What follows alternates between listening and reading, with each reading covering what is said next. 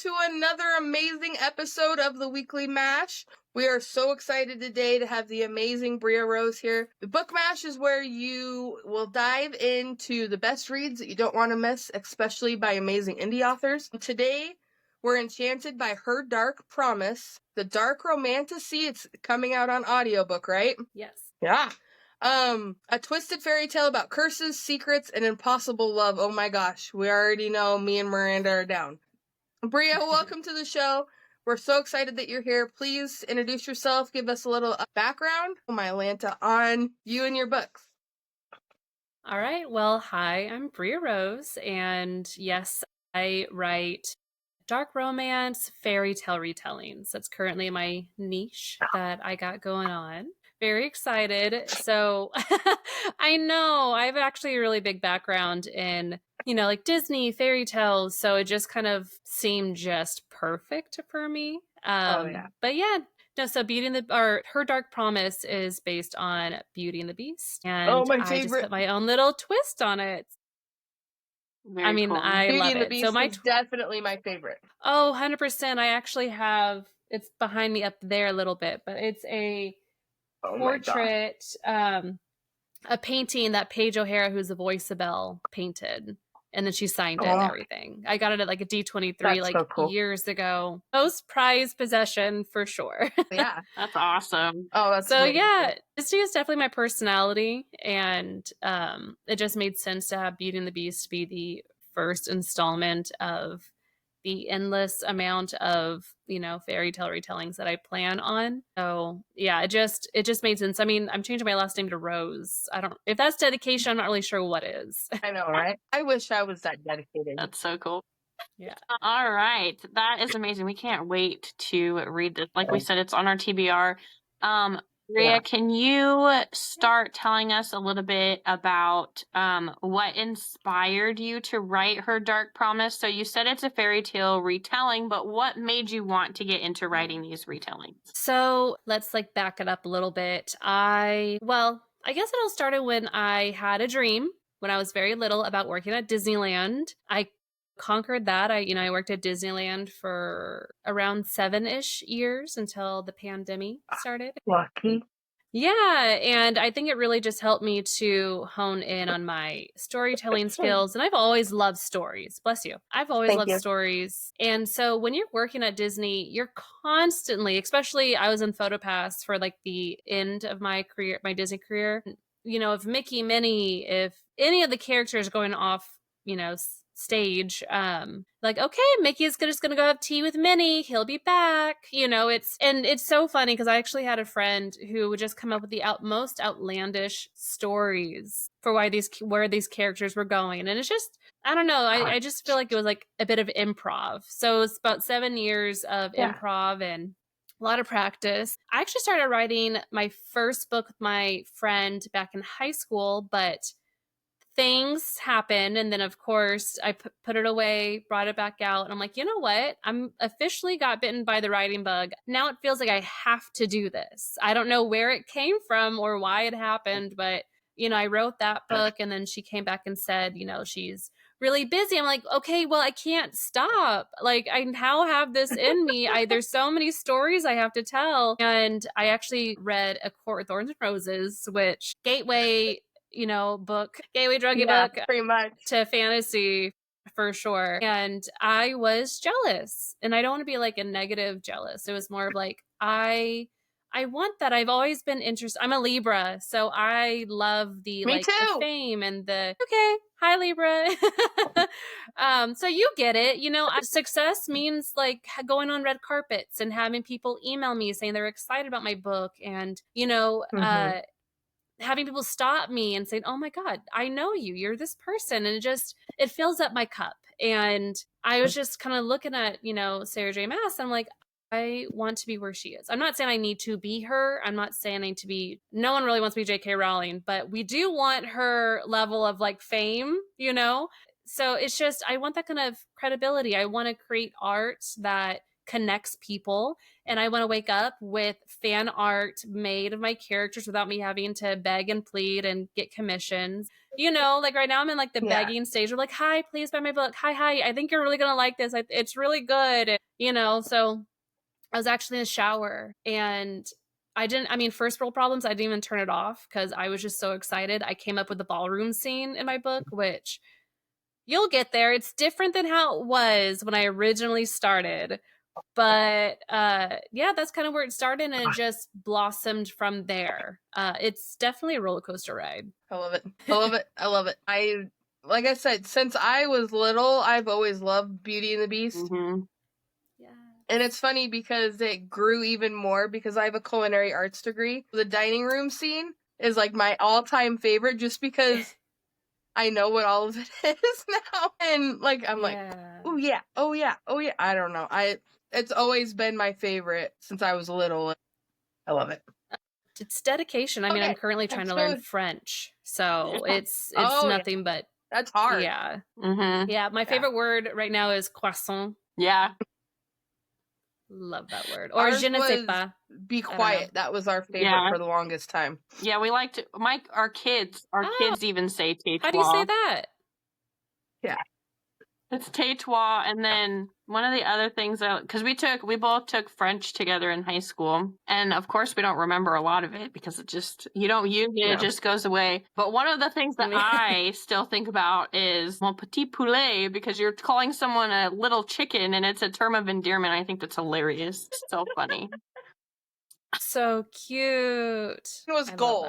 Goal. Oh yeah, I remember that. Seeing Mr. Martin up there. I love that. Oh gosh, that's hilarious. So if you ever want to know how to say goal in French, just boo. Yep. Okay, good to know. Or yo-yo. Yo-yo is French. Or yo-yo. There's your French lesson for today. The more you know. Yeah. Definitely. Right? So funny. I know, we're funny.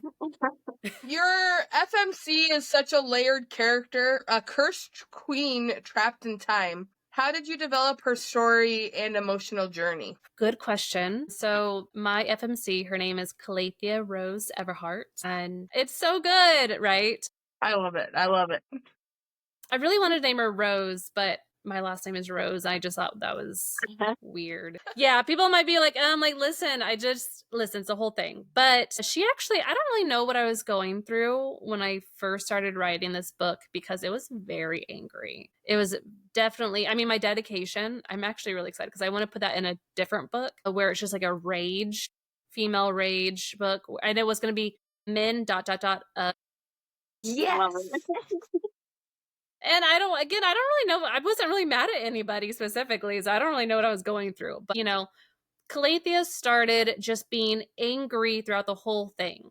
It then transformed into kind of digging down deep. I'm like, okay, I want her to be crazy, but because she's 370 years old. She's cursed. I know you guys haven't read it yet, but basically, we did lots she was of research though. Okay, well, good. Basically, my girl was betrayed by somebody close to her, and she was cursed to be alone and unloved forever.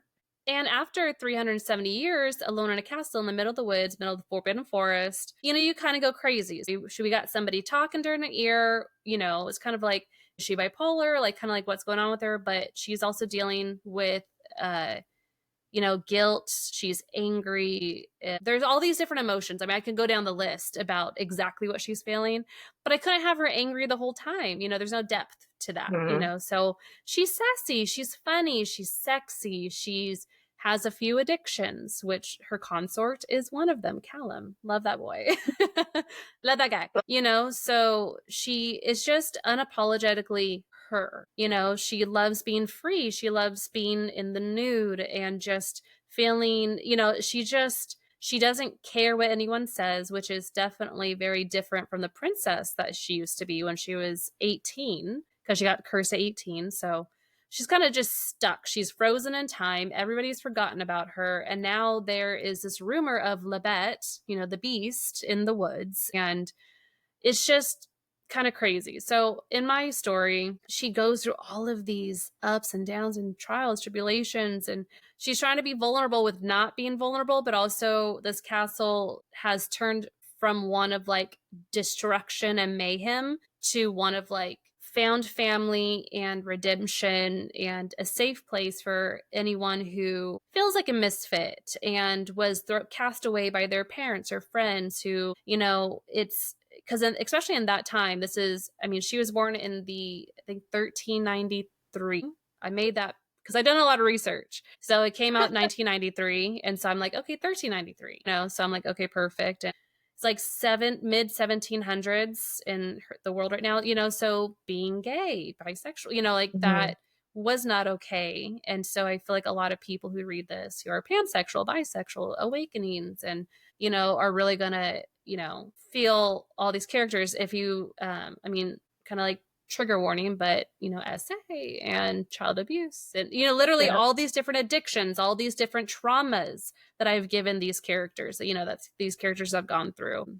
I feel like a lot of people, and I've read some of the reviews, I mean, a few people have said like, whoa, this book was like so needed. And, you know, I feel like I really try to do Calathea specifically because it is her story. It's all her point of view, her justice about how she would actually feel as like a victim of like circumstance.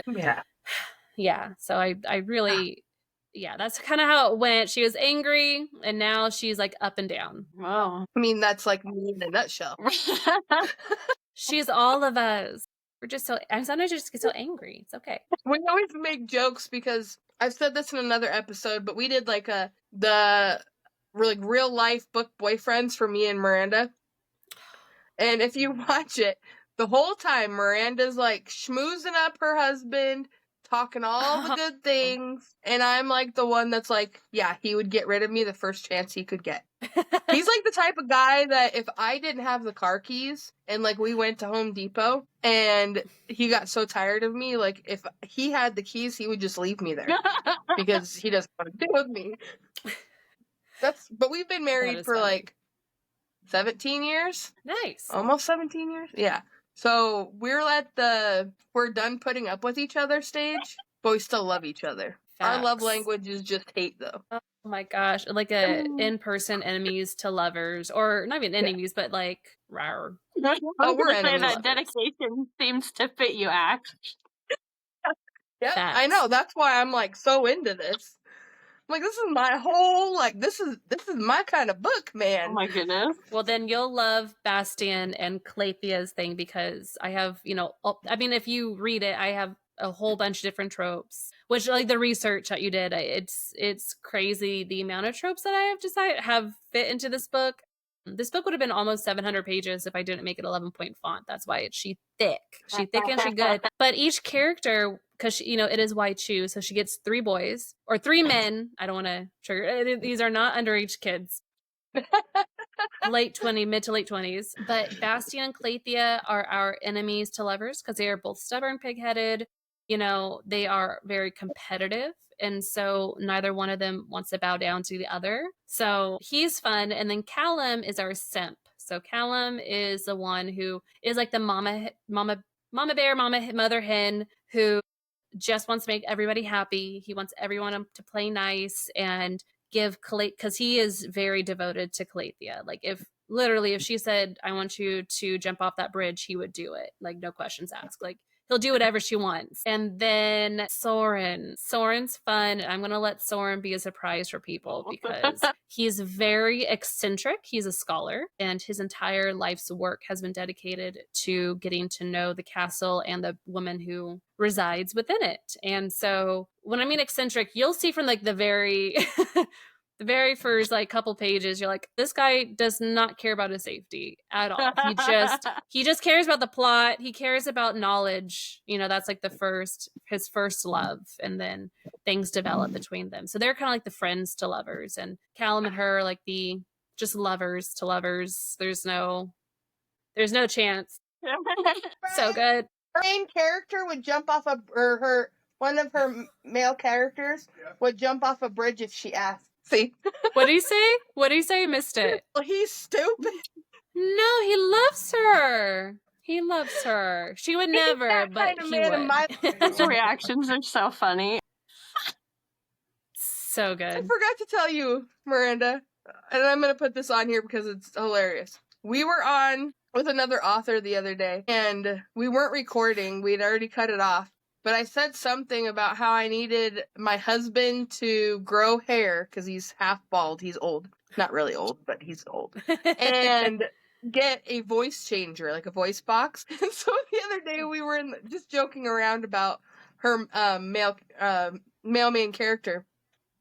And the other day we're in the car and my 8-year-old son's in the back seat with his phone.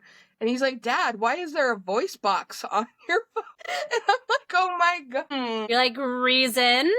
Reasons. I'm like, I said, because I was picking on Dad that he needed to change his voice and grow some hair.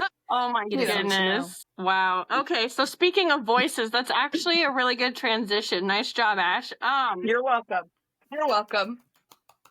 With Her Dark Promise, we have it becoming an audiobook. How involved were you bringing the story to life with the narration and the sound design? And what do you think the audio adds to the page, to the book that the page can't? It started as just a question of like, can I afford this? Yeah. I mean, I am a self-published author, and you know, everything is on me. It's very, audiobooks is very different than self-publishing. So that was another rabbit hole where I'm like, okay, how do I do this? How do I publish it? Who do I get? You know, there are all these questions about how the audiobook goes. And so I'm looking, I'm like, okay, I was looking at the guys. I'm like, no, I really want one of like the popular guys. Like, I want one of them, you know, I want credibility. Like if I'm going to put the money down, if I'm going to put, drop a few thousand, you know, like if I'm going to do this, I'm going to do it right. Especially I wanted quality for my first book, which it took an extra year to put out. Because I did want that quality. And it's just, I have listened to the entire audiobook of Grace's point of view because I found Grace on ACX. And then I contacted Jacob because you can't find his information in the world. It is impossible to find. Don't even try. I mean, I scoured it. So I'm just like, you know what? I'm just going to DM him. I'm just going to try. Why not? And then he's like, yeah, send me the details. And I'm like, okay. I send the details. He's like, actually, this sounds really cool. I'm like, okay. He's like, this is that much. I'm like, oh, shoot. Okay. And this is real stuff. I have to actually do this because I just booked him out of nowhere. It was really just a question, but it just ended up working out. And I believe he's going to be sending his parts in today. So fingers crossed, you know, he is definitely an artist. So I am really excited. But getting to listen to Grace's part was hard because it's really hard to let something go, especially when you have a certain idea in your head. I mean, I waited like 4 months to choose a narrator, a female narrator. I mean, Jacob was a given. I'm like, yeah, I don't care. You do amazing. Let's 100%. I'm down for this. It was Claythea is my Belle. She's my girl. Belle is everything to me, you know? So, I mean, I show you, but I have shorts on that don't match my outfit. I have PJs, but I have a rose tattoo. You know, Being the Beast really is my personality. It's my life. It was Jacob's got the growly down. I really am not worried about him, but it's more of her lines and getting the emotions out there and just like, is she going to sound, because some of the auditions were very like, they were trying to be too sexy or, you know, it was wild behavior for some of them. But when I finally listened to Grace, I'm like, I think this is the one. She's really gonna do an amazing job. And I made sure to tell her like, hey, I really need emotion. Like it was just scary. It was very scary to let go for sure. Cause I really didn't know. And it is, I mean, of course it's a lot of money, you know, and I just want to make sure I have a product that I'm proud of. Yeah. But when I started listening and I have a few friends now at my local Barnes & Noble in Sacramento off Arden at Arden Fair Mall in California. I showed them, they're like, oh my God, goosebumps. Like, okay, good. Cause I really think she's amazing. And just hearing to it, like kind of your question of like, how is it different? I'm like, it just adds something that I couldn't. You know, it adds those emotions and yeah, you can have it in your mind. Like, I don't know. It's just a very different experience. I'm not an audiobook listener. not, but I do know a lot of people. I felt like the audiobook was just important to have because it's another stream of revenue. And a lot of people like, oh, I would love to read your book, but I really don't have time to read. You know, if you have an audiobook, I'm totally down to get that. I'm like, I need to invest in this. I think this is going to be a really good investment. And it also set a precedent of what kind of author I want to be, and having the best of the best on my book. Definitely, I mean, Jacob is just iconic. And so if you don't think I'm going to be putting my book in the Audible Awards to, get some more recognition, like 100%. Sure. So yeah, no, it's just different. It's amazing. I'm really excited for the entire product, and the amount of videos I'm about to make with his growly voices is, I'm telling you, I just listened to it. Like read some of the lines from like have you listened to that audio where there's a guy saying like, he's a good boy, please like tell him he's a good boy. So I have a part like that in my book where Callum is like pleading and begging with her to like put him out of his misery of like sexy time. And I'm really excited to hear that, and I'm actually going on vacation to Mexico, so if I can get it in time, then I want to ask some people like, hey, can you listen to this and can I like get your reaction? I think that'd be really cool for content, and because I'm going to a party resort for adults, so that's like a perfect place to get some cool content. Yeah, network where you can, for sure. That'd be awesome. People that, if I have to have a physical book, I have it on my Kindle and I have it on audio, because depending what I'm doing, like if it's at night, I'm going to be reading on my Kindle, but if I'm driving, I'm going to want to listen to it, and I can only do one book at a time. So I like invest in everything for everybody, so I'll help pay for your narrators. Yeah. You'll please. That's why I'm doing the pre-order incentive. There's kind of like this boost I'm having done. I'm really excited. There's someone who offered to help me with like the order or the forms, and applications actually go out today to be my ALC team and my promo team. So my pre-order incentives. So I have 3 tiers. The first tier, I wish I had my paper with me, I could tell you guys, but basically all tiers will have a bonus chapter. I want to say my editor and I just helped with deciding it's going to be Callum's point of view. And then, which it'll make sense. He is the baby bird. It's going to make sense why I chose him specifically, but you got to read it. Yeah. So bonus chapter, some downloadable, like printable fan art. Oh gosh, I literally have it right over there. Gosh, there's so much more, because I really want to make this, really, I want people to be excited to order full price on my website. Yeah. So if you pre-order, darn. Can I go grab it real quick? Sure. Do you mind? Yeah, that's all right. So we got free. Oh, okay. So let's just go first. Sorry. So printable bookmarks, printable coloring book pages, a bonus chapter in Callum's point of view, free ebook.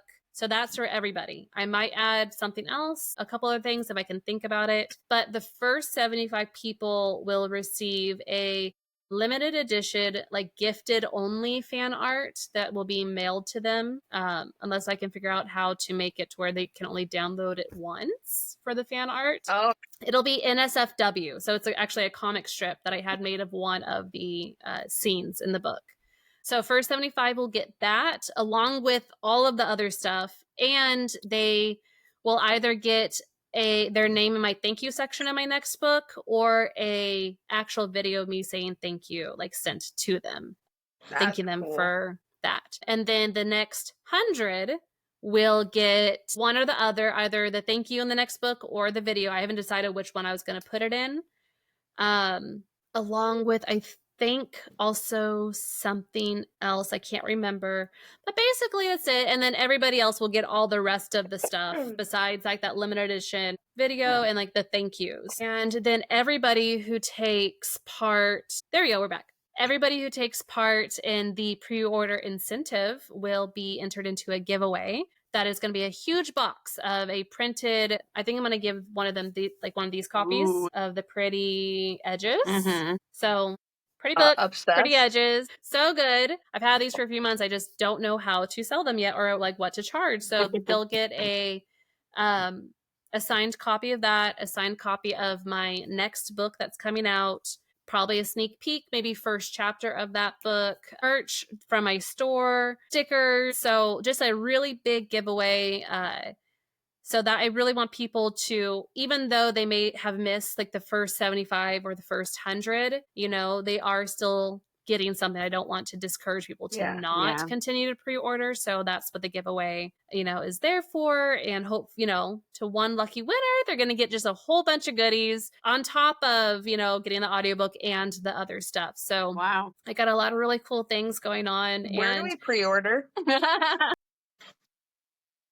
Pre-order hopefully will go out next Friday, August 8th. I'm going to have everything go live. I just have to add a few more merch because I actually might also ask your guys' opinion on like, what are people interested in buying? You know, so I'm trying to get things going and whatnot.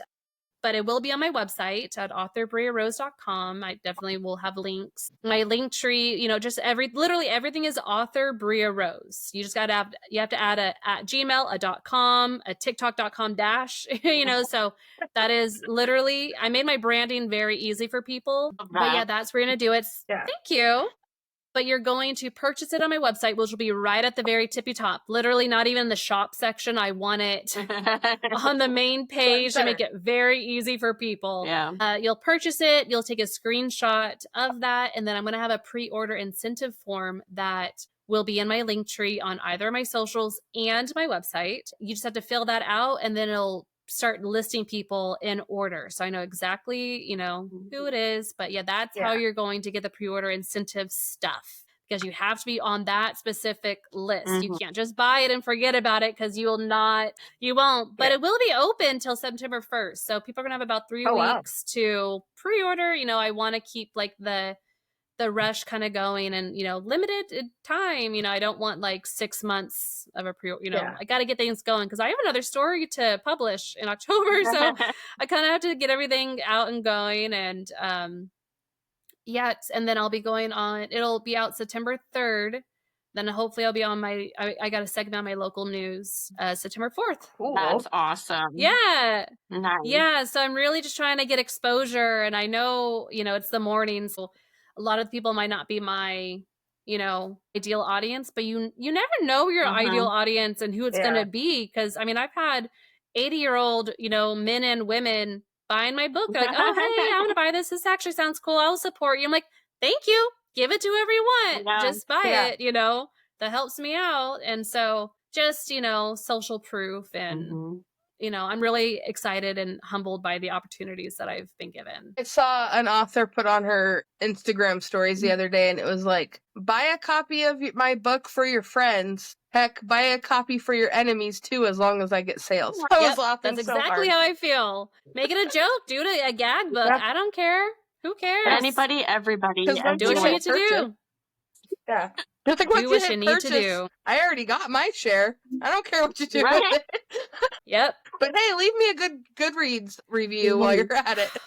Yes, I had a really good push with reviews, but you know, people will go at like Disney, we had a saying like people go out of their way to, you know, do like a bad review or complain, but you have to like drag people clawing at the ground tooth and nail to get them to say something nice. So you know, it's I also might start doing giveaways for people who leave reviews, you know, like maybe like twice a year, you know, like just, hey, if you left a review within this day and this date, I'm going to be looking at those and your name, you know, that's actually a good idea. That is a good idea. I think I'm going to do that. It's not bad. I'm like, okay, this round is for Amazon. This round is for, you know, Barnes and Noble. Cool. Yep. I know all about reviews. I used to be an appointment coordinator at Audi, and I would have to call people and bug them to try to do our service survey. But a lot of them would do the survey when they were upset and not when they were happy. So it's in every industry, not just the book industry. It's everywhere. 100%. Terrible. Okay, so we're going to do a round of lightning round questions. This is our favorite thing to do. So the first thing that comes to mind tip of the tongue, not too much thinking involved. But your favorite mythical creature? Dragon. Dragon. Yeah. I got dragon altar up there, so I'm all about dragons. Nice. Me too. Very cool. Coffee or tea or something else? Tea. Your writing snack of choice? Alcohol. Wine. If you could live in any fictional world for a day, where would it be? Hogwarts. Yes. Ooh. Love it.